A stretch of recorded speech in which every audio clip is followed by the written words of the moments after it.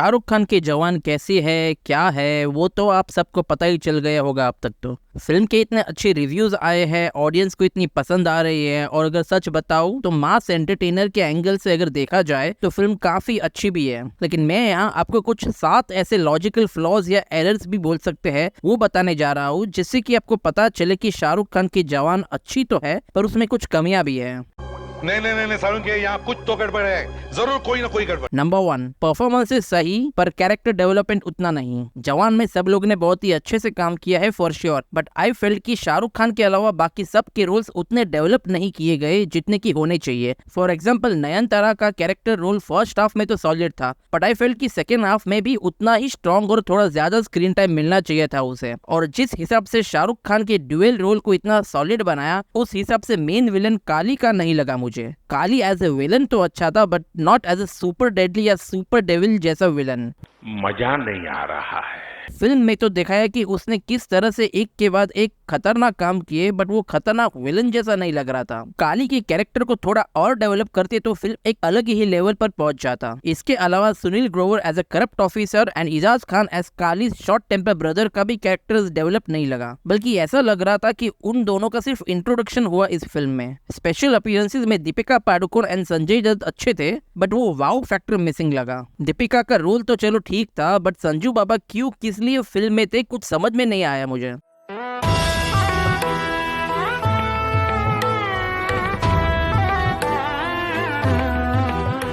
Plus and credit में दिखाया कि he was part of Shahrukh Khan team, but कैसे किस तरह कुछ प्रॉपर जस्टिफिकेशन नहीं दिया। सिर्फ कुछ शॉट्स दिखा दिए एंड ऐसा दिखा दिया कि he was part of the team.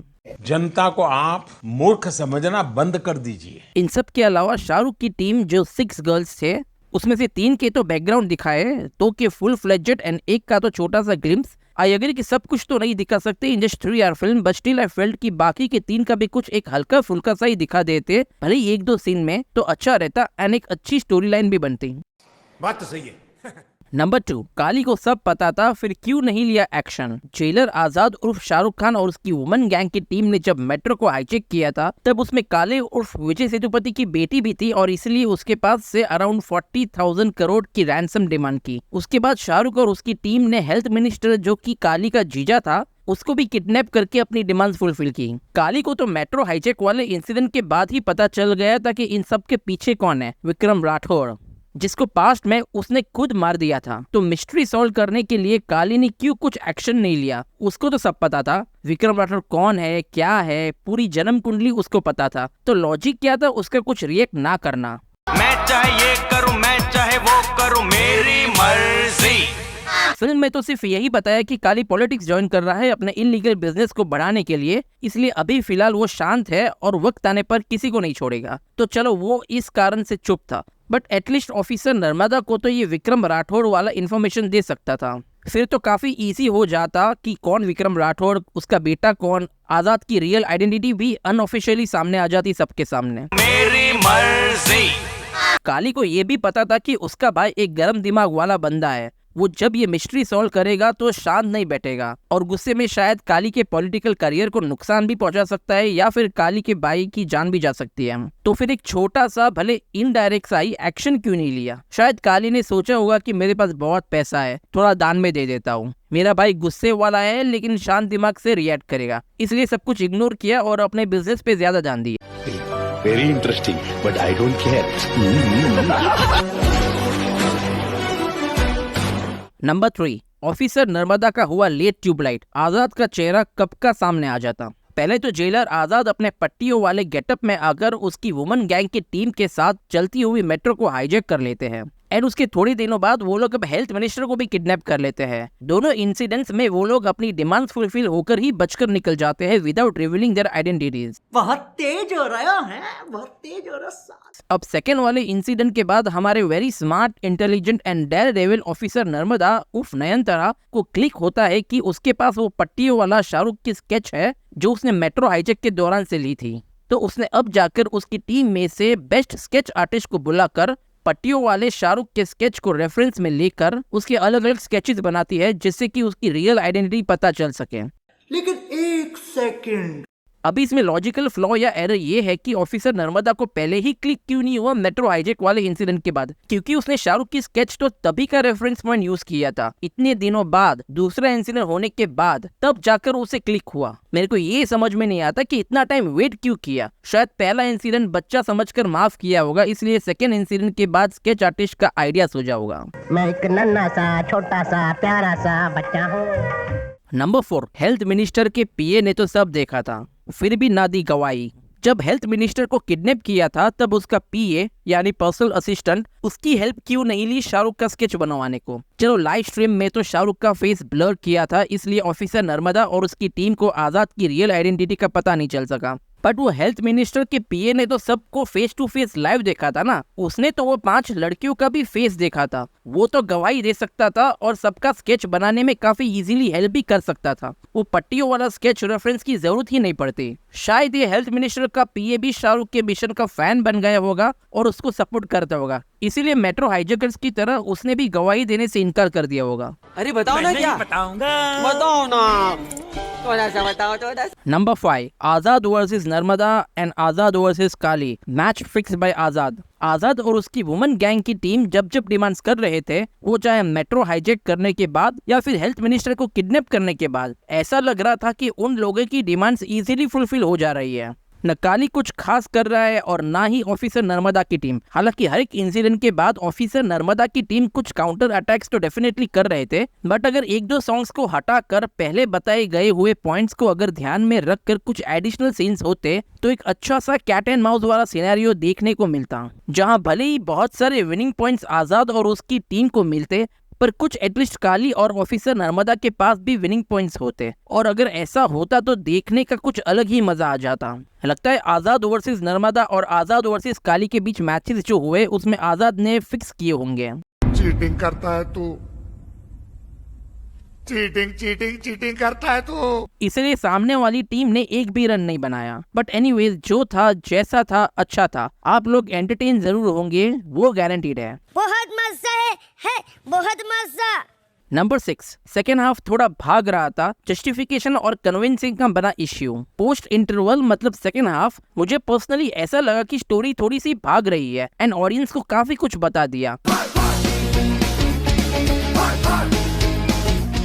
Interval के बाद कुछ 1.25 घंटे की फिल्म है, पर उसमें से आधा घंटा तो फ्लैशबैक में ही चला गया और उस आधे घंटे में भी 2 गाने थे। आई फेल्ट कि गाना अगर सिर्फ एक ही होता और फ्लैशबैक थोड़ा सा कम होता तो थोड़े सीन्स और ऐड हो जाते, ताकि फिल्म फटाफट से नहीं लगती और पोस्ट इंटरवल के बाद काफी सारे सीन्स को जस्टिफिकेशन मिलता। फॉर एग्जाम्पल, आजाद अपने पिता विक्रम राठौड़ को जिंदा सामने देखने वाला सीन थोड़ा और इमोशनल होता तो थोड़ा जस्टिफिकेशन भी मिलता। आखिर 30 सालों के बाद अपने बाप को मिल रहा है और वो भी जिंदा, तो थोड़ा जस्टिफिकेशन तो बनता है।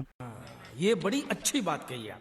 प्लस विक्रम राठौड़ की याददाश्त चले जाने की वजह से कुछ याद न आना और स्टिल उसके नॉन एक्सेप्टेबल बेटे आजाद के मिशन पर इतना इजीली साथ दे देना थोड़ा फटाफट सा लगा। इसमें 1-2 और रिलेवेंट वाले सीन्स डाले होते तो थोड़ा और कन्विंसिंग सा लगता। और अभी तो रुको, क्लाइमैक्स अभी बाकी। नंबर 7, क्लाइमैक्स लगा थोड़ा illogical, but all's well that ends well. Second half ही नहीं, आई फेल्ट क्लाइमैक्स भी थोड़ा फटाफट सा लगा, प्लस इलॉजिकल भी थोड़ा दिखा दिया। काली का विक्रम राठौड़ और उसके कलीग्स को टॉर्चर करके जेल में आना थोड़ा फटाफट सा लगा, और जेल में काली, विक्रम और आजाद के बीच जो फाइट सीक्वेंसेस दिखाए वो थोड़ा इलॉजिकल लगा। जब काली विक्रम को गोली मारने जाता है तब उसकी गन काम नहीं करती। अब उसको पता चल गया कि वो काम नहीं करती और नहीं करने वाली, क्योंकि पहले भी ऐसा कुछ हो गया है, तो फिर से लोड रीलोड करके ट्राई क्यों कर रहा है। अपने किसी आदमी के पास से गन लेकर चला देता, बार बार वही नहीं चलने वाली गन ट्राई करने का क्या लॉजिक बना। मे बी शायद स्क्रिप्ट में लिखा होगा कि उसी की वजह से विक्रम राठौड़ की याददाश्त वापस आ जाती है, इसलिए मालूम होते हुए भी खराब गन को चलाने की ट्राई कर रहा है बार बार काली। इसकी भेड़ की लोड़ी है यार, तू पागल है क्या? अबे तू पागल, तेरी माँ की साड़। बट सेकेंडली वो भी मेरे को समझ में नहीं आया कि जब विक्रम की याददाश्त आ जाती है और वो काली का गला दबाकर उसको उठाकर दीवार के सामने पटक देता है, तब तक काली भी कुछ नहीं बोलता और उसके आदमी लोग भी कोई रिएक्शन नहीं देते। सिर्फ इतना ही नहीं, बल्कि याददाश्त आ जाने की वजह से बाप बेटे का मिलाप भी थोड़ा टाइम तक चलता है, तभी भी काली के आदमी कुछ अटैक नहीं करते और बाप बेटे का मिलाप एंजॉय कर रहे होते हैं। मे बी वो लोग काली के ऑर्डर और डायलॉग का वेट कर रहे होते हैं। कैसा कैसा फिर मारने का आएगा तू? फिर मारने का आएगा? और वो डायलॉग के बाद एक जबरदस्त फाइट सीक्वेंस होता है और एंड में अपना विक्रम राठौड़ काली को बहुत देर तक मारता है। उसकी पूरी बॉडी से खून भी बहता है। क्या गुंडा बनेगा रे तू? लेकिन फिर तब काली का right hand and main henchman आता है जो खल्ली जितना बड़ा और बॉडी बिल्डर है। अब वो अपने बॉस को बचाता है और विक्रम और उसके बेटे आजाद को मारने लग जाता है। बट सवाल ये उठता है कि ये अपना खल्ली जैसा बंदा अब तक कहाँ था जब उसके बॉस काली को बहुत मारा जा रहा था, और वो भी थोड़ा नहीं, बहुत और काफी देर तक कि उसकी पूरी बॉडी से खून टपके। भाई साहब कुछ ज्यादा नहीं हो गया ये? मतलब कुछ भी। उसके बाद जब विक्रम और उसका बेटा आजाद अटैक करते हैं तो सिर्फ 2 या 3 मिनट के फाइट सीक्वेंस में ही वो लोग खल्ली जैसे बंदे को ठिकाने लगा देते हैं और मेन विलन काली को भी मार देते हैं। ये थोड़ा फटाफट सा नहीं हुआ बॉस? कुछ तो लॉजिकल जस्टिफिकेशन दे देते हैं। मतलब लॉजिक की मच। बट एज यूजुअल शाहरुख के मैजिक के सामने लॉजिक की क्या औकात। And in the end entertain किया हम सबको। That's more important than such logical flaws. मजा आया, और मैं ये जो मजा है हिंदुस्तान के हर व्यक्ति को देना चाहता हूँ। तो फिलहाल ये सब लॉजिकल फ्लॉज या एरर आप बोल सकते हैं जो मुझे इस फिल्म में लगे। अगर आपको ये पसंद आया, कुछ डाउट हो या फिर कुछ ऐड करना हो तो do share your thoughts in the comment section below. तो मिलते हैं ऐसे ही एक अगली वीडियो पे। तब तक के लिए अपना ख्याल रखिए और अपने परिवार का भी। Thanks, love you.